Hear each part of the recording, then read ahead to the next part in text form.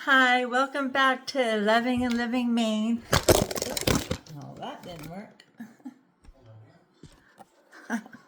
You know what? I'm going to keep this one because it shows how challenging it is to actually do videos sometimes. These things happen all the time.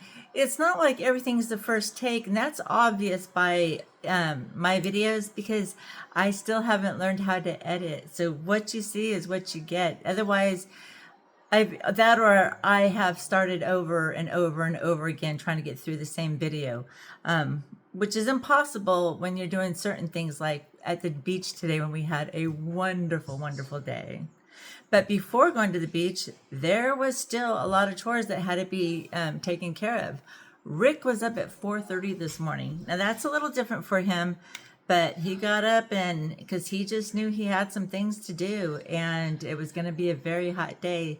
So while was up at the barn working on things that he needed to do, I baked some healthy cookies. There is the chocolate chips in there and there is the raspberries, but other than that, it's far less sugar, far less butter, um, our own eggs, of course, and wheat flour.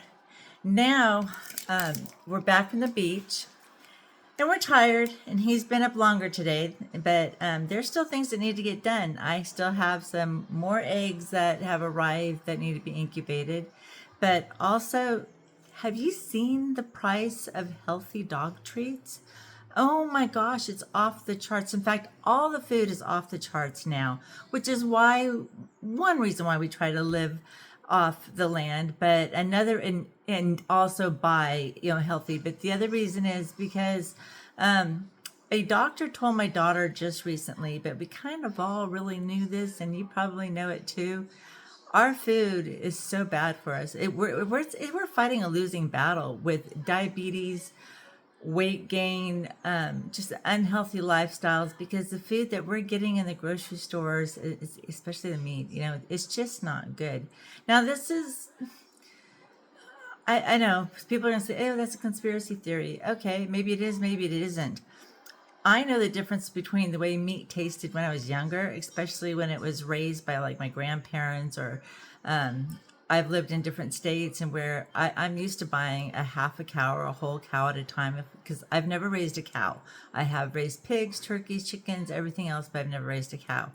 But there's a huge difference when you buy one that's been raised and you know how it was raised than what you get in the grocery store. There's no difference. And I mean, I'm sorry, there's every difference in the world, and you anyway, I'm getting tongue tied. So it's frustrating though. I don't want to buy it. And we spent a lot of money today just on fruits and vegetables, and they're not even the healthiest because it's impossible for them to be. That's why we have a garden growing, and everybody still has to do the best that they can do, right? Okay, so I'm making doggy treats. And the first thing I did was, so we had bought a half of a pig this year, and we are getting our beef as well. So these are the livers. I know that doesn't look, actually, it doesn't look bad. It's not something I would like to eat, but those are going to be dehydrated. And then I'm also going to be slicing up the heart and the kidney. And those are going to become doggy treats. Now I can combine them with wheat flour and egg, and I'm thinking about doing that too and making more of a cookie. But right now I'm going to do jerky with this, and then I think maybe the next batch I'll do more of a cookie or biscuit type for the doggies. And when I do that, I'll be sure to include you, hopefully. All right. Again, if you haven't hit the subscribe button, I hope you do so.